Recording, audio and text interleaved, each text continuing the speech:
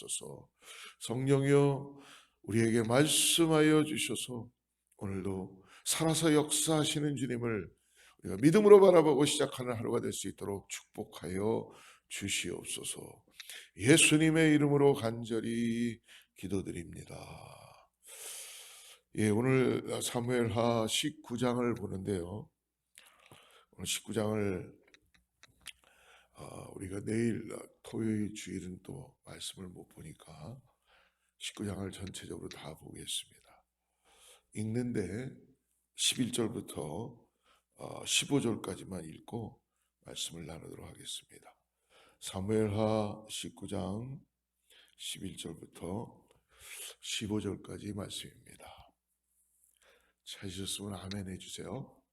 네, 같이 합독합니다. 다윗 왕이 사독과 아비아달 두 제사장에게 소식을 전하이르되 너희는 유다 장로들에게 말하여 이르기를 왕의 말씀이 온 이스라엘이 왕을 왕궁으로 도로 모셔오자 하는 말이 왕께 들렸거늘 너희는 어찌하여 왕을 궁으로 모시는 일에 나중이 되느냐. 너희는 내 형제요 내 고륙이거늘 너희는 어찌하여 왕을 도로 모셔오는 일에 나중이 되려 하셨다 하고 너희는 또 아미사에게 이르기를 너는 내 골육이 아니냐. 내가 요압을 이어서 항상 내 앞에서 지휘관이 되지 아니하면 하나님이 내게 벌 위에 벌을 내리시기를 바라노라 하셨다 하라여 모든 유다 사람들의 마음을 하나같이 기울게 하며 그들이 왕께 전가를 보내어 이르되 당신께서는 모든 부하들과 더불어 돌아오소서 한지라. 왕이 돌아와 요단의 이름에 유다 족속이 왕을 맞아 요단을 건너가게 하려고 길갈로 오니라. 아멘. 이제 압살롬의 반란은 진압되고 압살롬은 죽었습니다. 하지만 어제 우리가 나눴지만 그 아들의 죽음 때문에 왕이었지만 아버지의 아픔을 슬픔을 견디기 힘들었죠. 그래서 결국은 마음을 추스리지 못하고 있었을 때에 요압 장군이 찾아와서 다윗의 그 자신의 가지고 있는 왕의 위치를 확인하고 다시 백성들 앞에 나가게 합니다. 그리고 이제 왕이 이제 환궁하기 위하여 준비하는데요. 유다에 있는 백성들도 생각하고 있기 때문에 왕은 지금 이스라엘로 가기 전에 유다로 먼저 가기를 원하는 오늘 다윗의 모습을 볼 수 있습니다. 지도자의 위치에 있는다는 것은 여러분 어떻게 보면은 영광스러운 일이 될 수도 있지만 한편으로는 남이 생각하지 못하는 것, 또 남이 갖지 못하는 성품, 또 남이 알지 못하는 마음을 조금은 디프런하게 알아야 된다는 것이죠. 그러기 위해서라면 하나님께서 특별히 기름 부으시고 하나님의 은혜가 있어야 된다고 생각이 됩니다. 오늘 다윗도 마찬가지입니다. 이제 하나님께서 다윗을 부르셨고 하나님이 다윗을 세우시는데 이스라엘과 남유다를 형제들을 통하며 하나님 앞에 나가게 해서 각자 사람들이 다 틀리잖아요. 각양각색의 생각들이 있을 것이고 각양각색의 모습으로 있을 것입니다. 그런데 이러한 다양한 생각을 가지고 있는 사람들을 한 방향으로 한 곳으로 향하게 한다는 것은 쉽지 않죠. 그러나 한 가지 분명한 것은 선한 하나님의 뜻이 있으시다면 하나님은 거기에 역사하시는 은혜를 경험하게 될 줄 믿습니다. 이게 얼마나 놀라운 일입니까? 하나님은 그래서 우리에게 부르시고 가르치시고 전파하게 하시는 역사를 우리에게 허락해 주는 줄 믿습니다. 여러분 내 자신으로는 할 수가 없어요. 그러나 하나님이 우리를 교회로 모이게 해 주시고 함께하게 해 주시고 하나님의 역사를 친히 하나님이 인도해 가시는 줄 믿습니다. 그러므로 공동체 지도자라면 다양한 다른 사람들의 생각을 가진 사람들의 마음을 존중해야 합니다. 그리고 그들의 생각도 함께 듣는 소통의 역할을 잘 해야 된다는 것이죠. 오늘 우리가 함께 살펴보는 이 본문의 19장에서는 이 다윗의 환궁을 준비하는 아주 그러한 다윗이 이제 마음을 정해서 이제 왕으로서 다시 나아가는 그런 가운데 다윗이 압살롬의 반란을 제압하고 왕궁으로 돌아오는 길에 일어나는데요. 우리가 다 읽진 않았지만 19장에서 중요한 세 사람을 이제 만나게 됩니다. 첫 번째 사람이 누구냐면 바르셀레라는 노인이에요. 우리 뒤에 31절과 32절을 같이 한번 읽어보겠습니다. 같이 읽죠. 시작. 길르앗 사람 바르셀라가 왕이 요단을 건너가게 하려고 로굴림에서 내려와 함께 요단에 이르니 바르셀레는 매우 늙어 나이가 80세라. 그는 큰 부자이므로 왕이 마하나임에 머물 때에 그가 왕을 공개하였더라. 이 바르셀레라는 분은 다윗이 압살롬이 반란을 일으킬 때 피해서 예루살렘을 떠나 있을 때 다윗을 도와주었던 사람이었습니다. 그래서 예루살렘으로 돌아가면서 다윗은 그에게 지금 함께 가자고 청하는 거예요. 하지만 바르셀라는 사양합니다. 내가 이 나이에 왕을 따라가서 무슨 낙을 누리겠습니까? 이제 나는 생이 다 마치는 것 같습니다. 내 종을 함께 보내오니 그를 행복하게 해주고 편안하게 해주기를 바랍니다. 라는 이런 아주 선한 뜻을 갖고 있는 좋은 마음을 가진 어른입니다. 하지만 다윗에게는 오늘 19장을 보면 이렇게 좋은 사람만 있는 것이 아니에요. 다윗이 여러분 기억하시죠? 나라를 잃고 이제 광야로 나갈 때에 특별히 요단 나루를 건너갈 때 다윗을 대적했던 사람과 그리고 떠나는 길에 나타나지 않았던 의혹의 두 사람을 오늘 볼 수 있는데요. 그 첫 번째 사람이 시므이라는 사람입니다. 우리 18절, 19절 같이 한번 보겠습니다. 황궁하는 이 다윗에게 제일 먼저 나타난 사람이 시므이예요. 18절, 19절 같이 읽습니다. 시작. 왕의 가족을 건너가게 하며 왕이 좋게 여기는 대로 쓰게 하려 하여 나룻배로 건너가니 왕이 요단을 건너가게 할 때에 게라의 아들 시므이가 왕 앞에 엎드려 왕께 아뢰되 내 주여 원하건대 내게 죄를 돌리지 마옵소서. 내 주 왕께서 예루살렘에서 나오시던 날에 종의 패역한 일을 기억하지 마시오며 왕의 마음에 두지 마옵소서. 여러분 시므이 하면 우리가 기억날 것입니다. 오늘 이 사람이 행한 패역한 일은 다윗이 쫓김을 당하고 이제 왕궁에서 나와서 나라를 잃고 정처 없이 떠나갈 때에 시므이는 다윗을 저주하고 돌을 던졌던 그런 자였죠. 이 사람은 원래 여러분 사울의 하나의 먼 친척이었습니다. 그래서 다윗이 나라를 잃고 떠나갈 때 멀리 가서 다시 돌아오지 말라고 핍박하고 저주하고 돌을 던졌어요. 여러분 다윗이 지금 아무도 의지할 데 없고 정말 억울하고 그런 상태인데도 이 시므이라는 사람이 다윗에게 어떻게 보면 더 고난을 주고 고통을 겪게 했던 그런 사람이었습니다. 근데 오늘 다시 환궁하는 이 자리에서 왕으로 이제 들어오는 이 자리에서 제일 먼저 무릎을 꿇고 허리를 조아리고 맞이한 자가 이 시므이라는 것입니다. 다윗의 마음이 어땠을까요? 정말 어떻게 보면 이해가 되지 않는 상황이 될 수도 있겠죠. 다윗은 어떻게 대처합니까? 그에게 어떤 제재도 가하지 않습니다. 이제 다윗이 복권되어 돌아오는 때에 시므이가 나와서 자신의 행한 일에 용서를 구하고 살려달라고 엎드리고 있을 때 그 동일하게 똑같이 너무 분한 나머지 부하인 아비새가 시므이의 목을 베려고 다시 시도할 때 다윗은 말립니다. 그리고 시므이를 용서하고 그 원한의 대가를 치르지 않게 하고 용서하며 다시 가야 될 길을 재촉해서 떠나게 됩니다. 두 번째 다윗 앞에 나타난 세 번째 다윗 앞에 나타난 사람은 다리를 저는 사울의 손자 요나단의 아들 무비보셋입니다. 24절 말씀을 같이 보겠습니다. 같이 읽죠. 시작. 사울의 손자 무비보셋이 내려와 왕을 맞으니 그는 왕이 떠난 날부터 평안히 돌아오는 날까지 그의 발을 맵시내지 아니하며 그의 수염을 깎지 아니하며 옷을 빨지 아니하였더라. 여러분, 무비보셋은 사울의 손자였죠. 그리고 요나단의 아들입니다.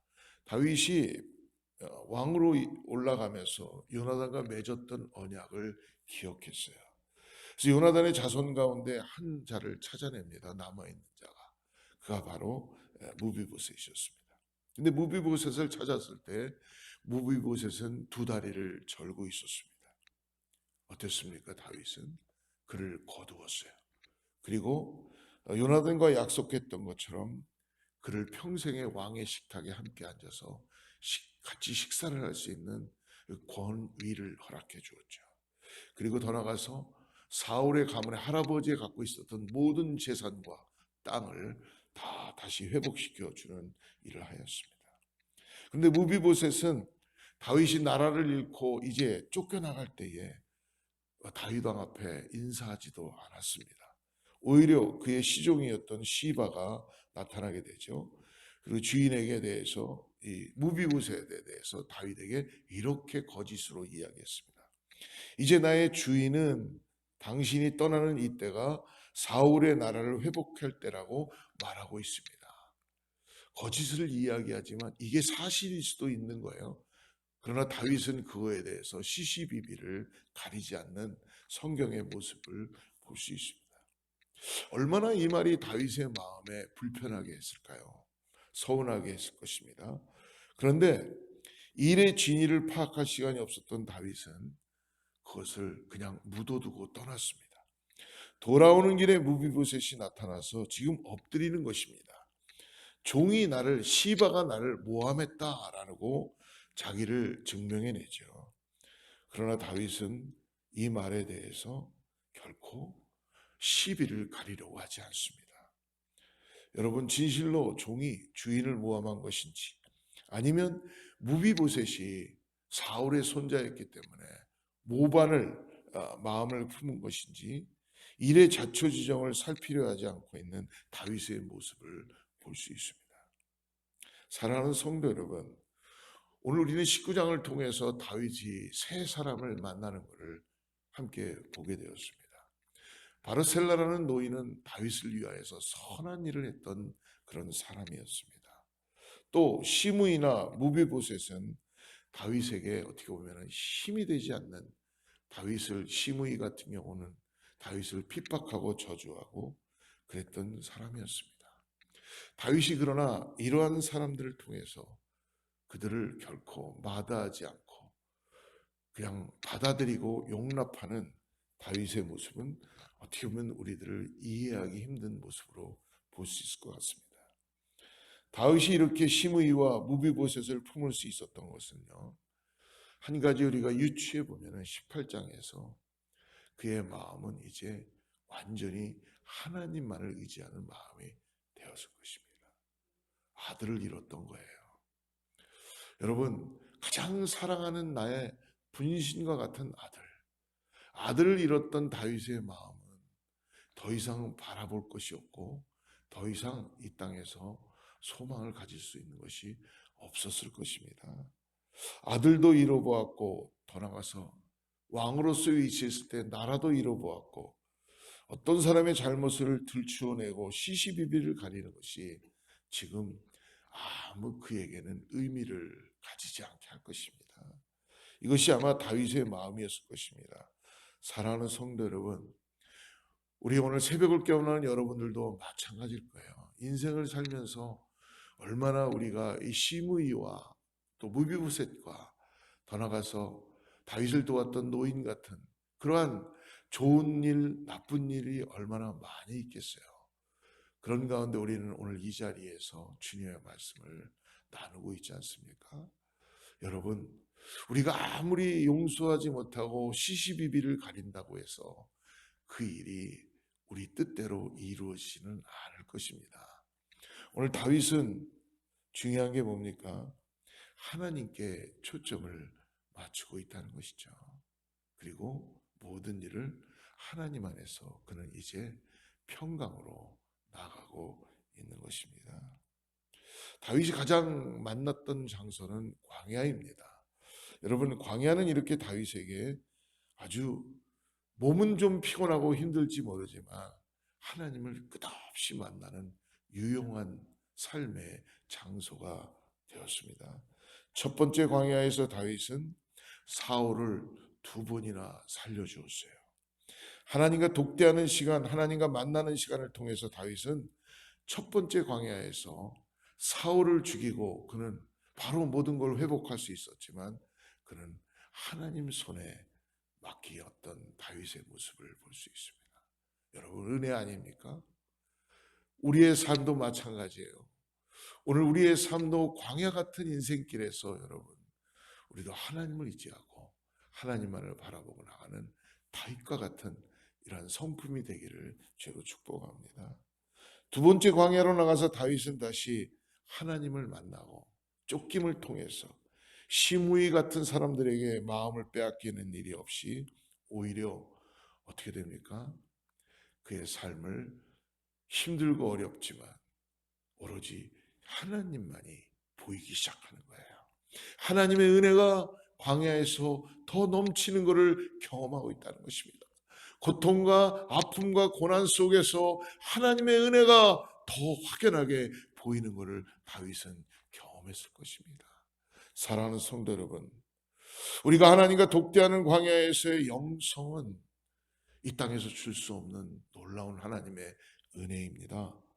그러므로 하나님과 만나 기도하는 시간, 하나님과의 은밀한 만남을 통해서 독대하는 시간들은 결코 우리를 이 땅에서 작은 일에 마음을 쏟고 그리고 사람들을 용서하지 못하며 원한을 품고 살아가는 인생이 되지 않게 한다는 것입니다.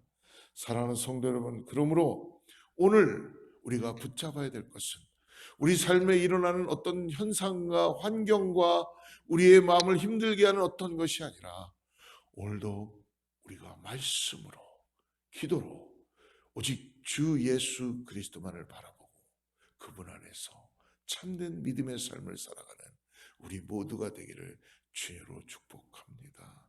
여러분, 그것이 답인 것 같아요.